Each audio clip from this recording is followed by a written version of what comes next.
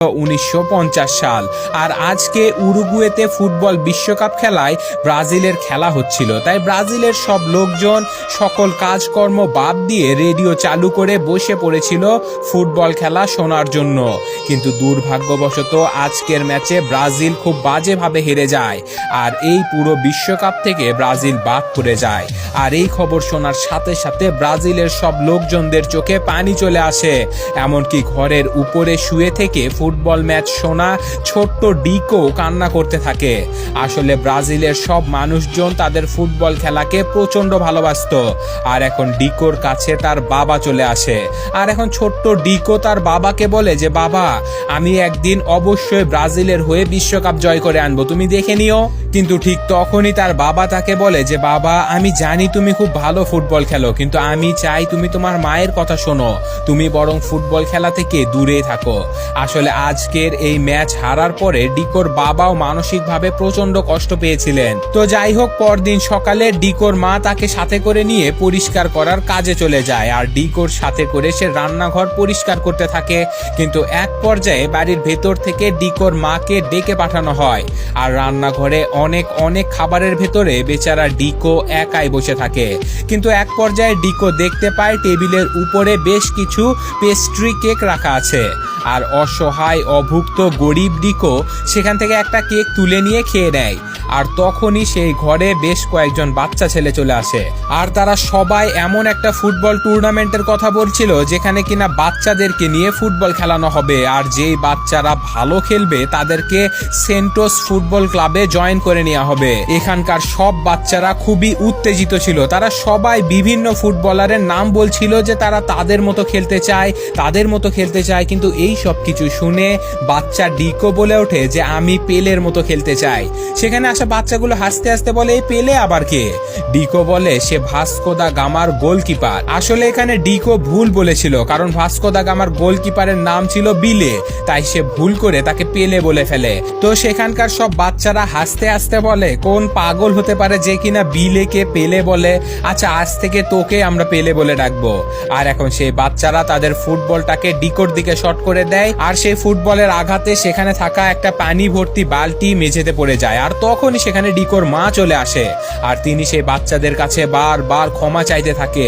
যদিও এখানে ডিকো বলার চেষ্টা করে যে ভুল আসলে সেই বাচ্চাদেরই, কিন্তু ডিকোর মা তাকে কিছুই বলতে দেয় না, কারণ তার মা সেখানে কাজ করত।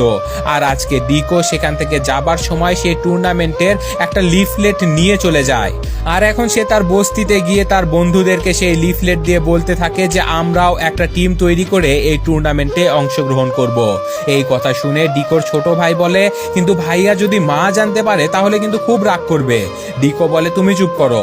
আর এখন ডিকো সহ বস্তির সব ছেলেরা মিলে একটা টিম গঠন করে, আর তারা সেই টুর্নামেন্টে অংশগ্রহণও করে।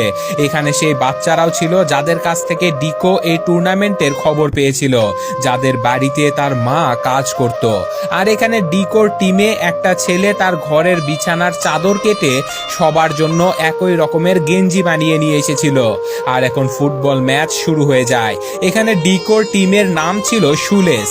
এখন ফুটবল খেলতে খেলতে ডিকোর টিম ফাইনাল অবধি পৌঁছে যায়, আর এখন তারা ফাইনালে মুখোমুখি হয়েছিল সেই বাচ্চাদের সাথে যাদের কাছ থেকে ডিকো টুর্নামেন্টের খবর পেয়েছিল, যারা ডিকোকে নাম দিয়েছিল পেলে। আর এই নাম শুনলে ডিকো প্রচন্ড রেগে যেত।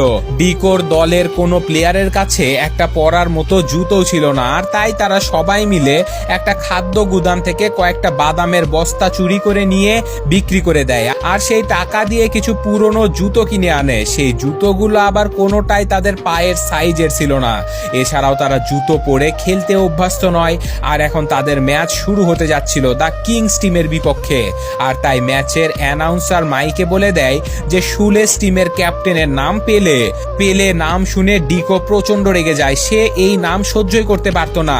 আর এখন ফাইনাল ম্যাচ শুরু হয়ে যায়, আর ম্যাচের মধ্যেও বিপক্ষ দলের খেলোয়াড়েরা ডিকোকে পেলে পেলে বলে বারবার রাগাতে থাকে।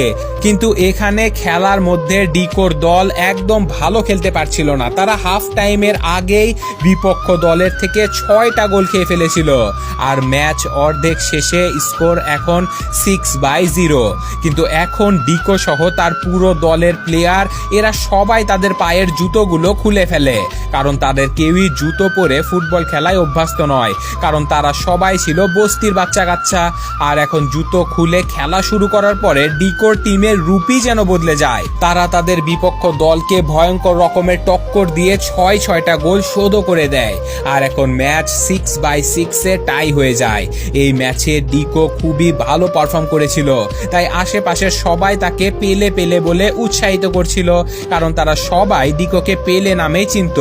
আসলে এখানে বিপক্ষ দলের খেলোয়াড়েরা ডিকোকে ছোট করতে ডিকোর নামের বদলে তার নাম পেলে হিসেবে রেজিস্ট্রেশন করিয়েছিল।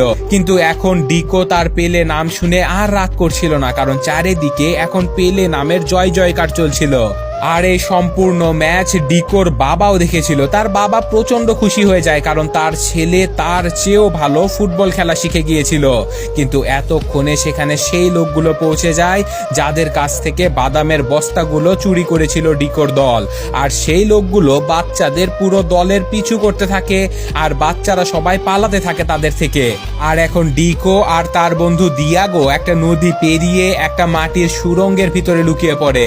ততক্ষণে চারিদিকে ঝুম বৃষ্টি শুরু হয়ে গিয়েছিল, আর বৃষ্টি হতে হতে এক পর্যায়ে সেই সুড়ঙ্গের উপর থেকে মাটি ধসে পড়ে যেতে শুরু হয়। সৌভাগ্যবশত ডিকো সেখান থেকে পালিয়ে বেরিয়ে আসতে পারলেও তার বন্ধু দিয়াগো সেই সুড়ঙ্গের নিচে চাপা পড়ে সেখানেই মারা যায়। বেচারা ডিকো তার প্রিয় বন্ধুর মৃত্যুর জন্য নিজেকেই দায়ী মনে করতে থাকে।